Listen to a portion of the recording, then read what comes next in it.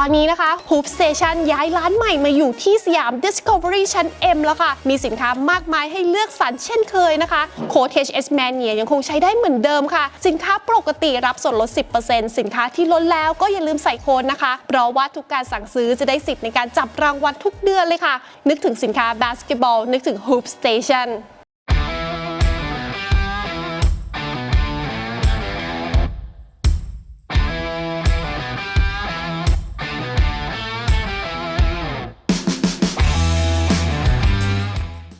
สวัสดีค่ะยินดีต้อนรับทุกคนเข้าสู่ช่อง 23 Mania วันนี้เราทั้งสองคนแอดมินตัวกันมิเน่ก็มีทุกคนเช่นเคยค่ะเพื่อนๆที่ไม่ได้ชมคลิปแรกของวันนี้นะครับอย่าประหลาดใจ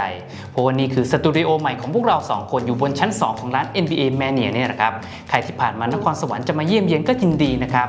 ขอบคุณทุกกำลังใจที่ติดตามพวกเรามาโดยตลอดเพื่อนๆอย่าลืมกดไลค์เป็นกำลังใจพวกเราแล้วก็ทีมงานด้วยนะครับสำหรับคนที่ยังไม่ได้กดติดตามอย่าลืมกดติดตามนะครับมุ่งหน้าไปสู่แสนซับด้วยกันเรามาเข้าสู่เกม2ของวันนี้นะครับนั่นคือเกมถ่ายทอดสดทั่วประเทศของบ้านเขาผ่าน NBA TV แล้วก็บ้านเราก็คือ NBA App ครับผ่าน League Pass เนี่ยแหละ New York Knicks เปิดบ้านรับการมาเยือน Boston Celtics ครับ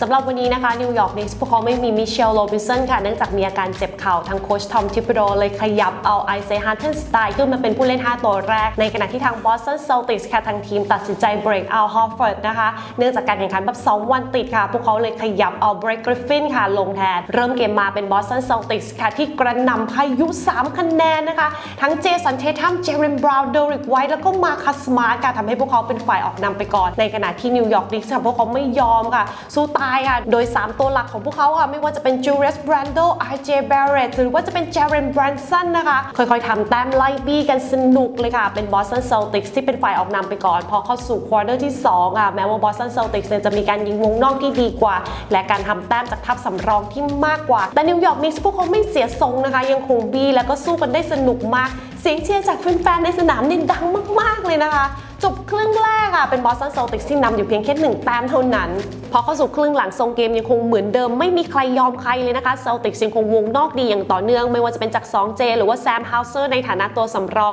ในขณะที่นิวยอร์กนิกส์ค่ะพวกเขาได้เจเรน แบรนสันนะคะในการคุมเกมค่ะแล้วก็รันเพลย์ไม่มีแม้แต่เทิร์นโอเวอร์เดียวเลยนะคะเกมนั้นบดบี้มาจนถึงช่วงกลางควอเตอร์สุดท้ายอ่ะแต่ก็เป็นนิวยอร์กนิกส์ที่พลาดเองแล้วก็เป็นบอสตันเซลติกส์นะคะที่วงนอกดีไม่มีแผ่วค่ะเอาชนะไปได้ในท้ายที่สุดแล้วผลงานของผู้เล่นในทีมนิวยอร์กนิกส์ได้จูเลียส แบรนโด29แต้ม9รีบาวด์2แอสซิสต์ RJ แบรเรต27แต้ม4รีบาวด์4แอสซิสต์นี่ยิงระดับ 60% ทั้ง2และก็3คะแนนเสียดายช่วงท้ายพลาดลูกสำคัญไปค่ะ Boston Celtics ได้เจเลน บราวน์30แต้ม5รีบาวด์3แอสซิสต์ เจสัน เททัม26แต้ม4รีบาวด์5แอสซิสต์กับอีก2บล็อกค่ะทั้งคู่ยิง3คะแนนลงไปคนละ6ลูก2คนยิงมากกว่านิกส์ทั้งทีมอีกนะคะจบเกม Boston Celtics บุกมาชนะนิวยอร์กนิกส์133ต่อ118ขึ้นนำซีรีส์ฤดูกาลปกติ1-0สำหรับนิวยอร์กนิกส์โค้ชทอมทิปโดมีการปรับเปลี่ยนผู้เล่น5ตัวแรกนะครับตั้งแต่ในเกมที่ผ่านมาโดยใช้ควินติน ไกรม์ขึ้นมาเป็นผู้เล่น5ตัวแรกแล้วก็ขยับเอาอีวาน ฟอนเย่ไปเป็นบทบาทตัวสำรองแต่ในเกมวันนี้เนื่องจากมิเชล โรบินสันมีอาการบาดเจ็บนะครับจากเกมที่ผ่านมาเขาบาดเจ็บที่เขาต้องใช้เวลา 7-10 วันนะครับแล้วค่อยมาประเมินอาการอีกครั้งหนึ่งประกอบกับควินติน ไกรม์มีอาการบาดเจ็บที่เท้าตัวของเขารู้สึกตึงๆทางทีมก็เลยให้พักไปก่อนวันนี้เราจึงได้เห็นไอเซย์ ฮาร์เทนสไตน์นะครับลงแทนมิเชล โรบินสันแล้วก็ใช้แคม เรดดิชเนี่ยแหละครับลงแทนควินติน ไกรม์สำหรับการแข่งขันในวันนี้ต้องบอกเลยนะครับว่านิวยอร์กนิกส์เนี่ยต่อสู้ได้เป็นอย่างดีโดยเฉพาะการเล่นเกมบุกถ้าเกิดวันนี้ไม่ใช่เจอเซลติกส์ที่มีการยิง3คะแนนวงนอกที่ดีเกินจริงมากๆแบบนี้ดีไม่ดีพวกเขามีโอกาสที่จะคว้าชัยชนะด้วยซ้ำไปบิ๊กทรีของพวกเขามีผลงานที่ดีนะครับไม่ว่าจะเป็นจูเลียส แบรนโด RJ แบรเรตแล้วก็เจเรน แบรนสันในส่วนของเจเรน แบรนสันวันนี้ทำไปถึง22แต้มกับ10แอสซิสต์ก็เลยทำให้เขากลายเป็นนักกีฬาคนที่3ในประวัติศาสตร์ของนิวยอร์กนิกส์ตั้งแต่ปี1980ที่ทาง NBA เริ่มมีการใช้เส้น3คะแนนนะครับเขาสามารถทำระดับอย่างน้อย20แต้มกับ10แอสซิสต์โดยที่ไม่มีเทิร์นโอเวอร์เลยแม้แต่ครั้งเดียว2คนก่อนหน้านี้มีใครกันบ้างคนแรกคือสเตฟาน มาร์บูรีนะครับในปีฤดูกาล 2004-2005 คนที่2คือคริส ดูฮอร์ในปีฤดูกาล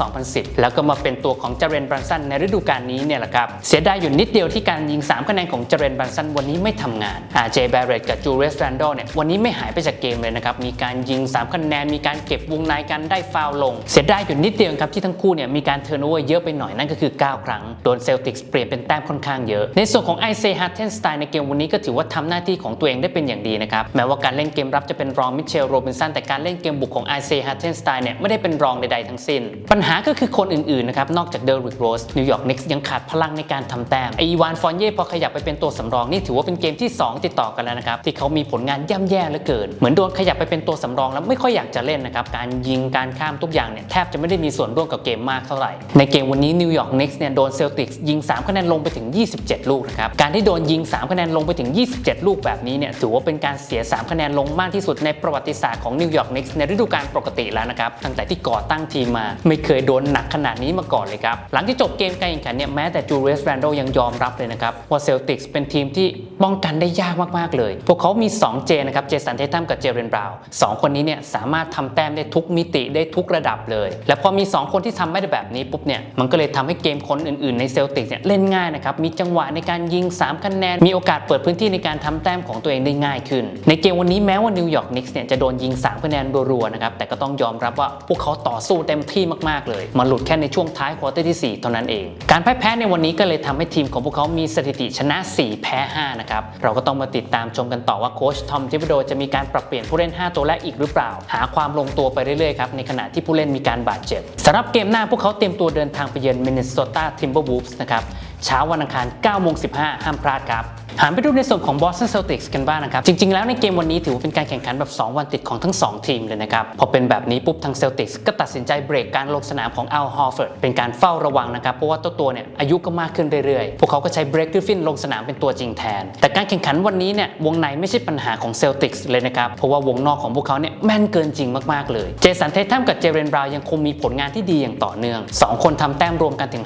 56แต้มนะครับยิง3คะแนนลงไปคนละ6ลูกเรียกว่า2คนนี้เนี่ยยิง3คะแนนรวมกันเนี่ยมากกว่านิวยอร์กนิกส์ทั้งทีมแล้วนะครับแต่แฟนๆส่วนมากเนี่ยก็ไม่ได้ประหลาดใจในความสุดยอดของเจเรน บราวน์แล้วก็เจสัน เททัมไม่ว่าจะเป็นมิติในการทำแต้มแบบไหนนะครับ2คนนี้เนี่ยจัดให้แฟนๆได้หมดเลยแต่สิ่งที่สร้างความประหลาดใจให้กับแฟนๆนะครับนั่นคือแซม เฮาเซอร์นักกีฬาที่ไม่ผ่านการดราฟต์ปี 2021 วันนี้ยิง3คะแนนลงไปถึง5ลูกเบ็ดเสร็จจัดไปอีก17แต้มนะครับนี่ถือว่าเป็นแต้มที่มากที่สุดในชีวิตการเล่น NBA ของแซม เฮาเซอร์เองเจอแค่มาลคอม บร็อกดอนกับตัวของแกรนท์ วิลเลียมเนี่ยก็ปวดหัวแย่แล้วนะครับในส่วนของทัพสำรองวันนี้ยังมาเจอความแม่นของแซม เฮาเซอร์ไปอีกทัพสำรองของนิวยอร์กนิกส์ทั้งทีมเนี่ยได้26แต้มแต่ทัพสำรองของเซลติกส์เนี่ยทำแต้มรวมกันถึง50แต้มเรียกว่าแต้มจากทัพสำรองเนี่ยห่างกันร่วมเท่าตัวเลยนะครับโดยการเล่นแบบนี้เนี่ยสามารถทดแทนตัวจริงได้แบบสบายๆเลยนะครับในยามที่พวกเขาออกไปนั่งพักมาคัสมาร์ทวันนี้ก็ใช่ย่อยนะครับจัดดับเบิลให้กับทั้งทีมกดไป13แต้มกับ11แอสซิสต์ถือว่าการเล่นต่างๆของมาคัสมาร์ทเนี่ยทำให้เกมของเซลติกส์ค่อนข้างไหลลื่นและด้วยความไหลลื่นแบบนี้เนี่ยนะครับก็เลยทำให้พวกเขาสามารถยิง3คะแนนลงได้มากถึง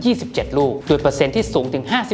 52.9% ไม่ใช่แค่ทัพนักกีฬานะครับที่โดนยิงจนท้อแฟนๆในสนามเมดิสันสแควร์การ์เด้นก็โดนเซลติกส์ยิงจนท้อเช่นเดียวกันและด้วยการยิง3คะแนนลง27ลูกแบบนี้นี่ถือว่าเป็นการยิง3คะแนนลงมากที่สุดในประวัติศาสตร์ของทีมเซลติกส์เองแล้วนะครับและก็มากที่สุดในฤดูกาลนี้ด้วยจบเกมวันนี้เนี่ยตัวเลขของเซลติกส์เนี่ยสวยหรูมากๆเลยนะครับพวกเขามีเกมระดับ50แล้วก็100การยิง2ยิง3เนี่ยระดับอย่างน้อย 50% ฟิลโกลการยิงลูกโทษเนี่ย 100% เลยนะครับไม่มีพลาดเลยหลังจากจบเกมการแข่งขันตัวของมาคัสมาร์ทเนี่ยได้ออกมาบอกเลยนะครับว่าในเกมวันนี้ทีมของพวกเขาเนี่ยมีการเล่นที่สวยงามเหลือเกินเล่นตามคำสั่งเล่นตามคำย้ำของโจ แมสซูล่านะครับหัวหน้าโค้ชที่ขึ้นมาแทนอิเม อุโดกาตั้งแต่ก่อนเกมการแข่งขันจนถึงระหว่างเกมการแข่งขันโจ แมสซูล่าเนี่ยย้ำตลอดเวลาเลยนะครับมาคัสมาร์ทเขาแซวเขาบอกว่าโอ้โหโจเนี่ยไม่รู้สึกเหนื่อยเลยเหรอทางทีมก็เลยตอบสนองนะครับวันนี้เนี่ยยิงฟิลโกลงทั้งหมด47ลูกโดยการแอสซิสต์ถึง30ครั้งนี่ถือว่าเป็นการเล่นเป็นทีมที่สวยงามมากๆจริงๆชัยชนะในเกมวันนี้ทำให้พวกเขาชนะ6แพ้3ยืนอยู่ในอันดับ3ในฝั่งตะวันออกเป็นรองแค่มิลวอกกี้บัคส์ที่ยังไม่แพ้ใครเลยนะครับตั้งแต่เปิดฤดูกาลแล้วก็คลิฟแลนด์ แคเวอเรียร์สมองไปด้านข้างสนามเราจะได้เห็นโรเบิร์ต วิลเลียมนะครับในมานั่งสำรองของเซลติกส์ตัวของเขาร่วมเดินทางมากับทีมได้แล้วเริ่มมีการซ้อมก่อนเกมเจ้าตัวได้บอกนะครับว่าเขาได้ทำการซ้อมไม่ว่าจะเป็นการพิกแอนด์โรมีการยัดห่วงด้วยเรียกว่าตอนนี้เนี่ยคึกมากๆเลยจนกระทั่งทางทีมเนี่ยต้องออกมาคอยเตือนนะครับว่า โรเบิร์ตวิลเลียมอย่าเพิ่งยัดหนักมากเพราะว่าเดี๋ยวอาการบาดเจ็บมันจะกลับมาลดเล่นงานอีกครั้งหนึ่งแม้ว่าจนถึงตอนนี้เนี่ยพวกเรายังไม่รู้นะครับว่าเขาจะสามารถกลับลงสนามทำการแข่งขันได้เมื่อไหร่แต่ที่แน่ๆแฟนๆเซลติกสบายใจได้เลยเพราะว่าสภาพร่างกายการฟื้นตัวจากการผ่าตัดรักษาอาการบาดเจ็บที่เข่าของโรเบิร์ตวิลเลียมเนี่ยดีขึ้นตามลำดับครับถ้าเกิดกลับมาได้เมื่อไหร่เนี่ยจะยิ่งทำให้การรีบาวการเล่นเกมรับรอบๆปากห่วงของเซลติกเนี่ยแน่นและก็น่ากลัวมากขึ้นทำให้งานของอัลฮอร์เฟิร์ดเนี่ยเบาลงเยอะเลยนะครับสำหรับเกมหน้าเพื่อนๆห้ามพลาดนะครับเป็นเกมที่สนุกแน่นอนบอสตันเซลติกจะเดินทางไปเยือนเมมฟิสกิสซี่เดี๋ยวเรามาดูกันว่าจามอแรนกับเดสมอนด์เบนเจอกับ 2J เจสันเททัมกับเจเรนบราวน์ใครจะเป็นฝ่ายเข้าวินนะครับและสำหรับคู่ที่เหลือในวันนี้ Sacramento Kings ได้ลูกยิงระดับโลโก้ของ De'Aaron Fox ทำให้เฉือนเอาชนะ Orlando Magic ไปได้ในช่วงต่อเวลา 126-123 Atlanta Hawks ได้ 2 คู่หู Trae Young กับ DeJounte Murray ค่ะรักษาเกมในบ้านเอาชนะ New Orleans Pelicans ไปได้ในช่วงต่อเวลา 124-121 Milwaukee Bucks ที่พัก Giannis Antetokounmpo ยังคงโหดและก็แกร่งอย่างต่อเนื่องเลยนะคะเอาชนะ OKC Thunder 108-94 Bobby Portis ลงแทนรีบาวมากถึง 21 ครั้ง Minnesota Timberwolves ได้เกมที่ดีของ Karl Anthony Towns เอาชนะ Houston Rockets ไปได้อย่างที่ควร 129-117 Denver Nuggets จัดการ San Antonio Spurs สบายๆ126-101 ตัวจริงของ Nuggets ลงสนามไม่ถึง 30 นาทีเลยนะคะเป็นยังไงบ้างคะเพื่อนๆคะสำหรับเกมของ Boston Celtics กับ New York Knicks ในวันนี้เพื่อนๆคิดว่าอย่างไรบ้างคะฝน3คะแนนตกที่ The Garden เลยนะคะเพื่อนๆคิดเห็นอย่างไรบ้างคะคอมเมนต์มาคุยกับเราทั้ง2คนที่คอมเมนต์ด้านล่างได้เลยค่ะแล้วเป็นยังไงบ้างคะสำหรับสตูดิโอใหม่ค่ะชอบไหมคอมเมนต์มาคุยกันนะคะท้ายสุดนี้ไม่พลาดคอนเทนต์สนุกๆอย่าลืม subscribe ค่ะที่โลโก้ 23 Mania ตรงกลางนี่เลยค่ะเพราะ NBA คือที่เด็ดของพวกเรา 23 Mania วันนี้พวกเราทั้ง2คนขอบคุณทุกคนมากนะคะขอบคุณค่ะขอบคุณครับชอบไหมคะ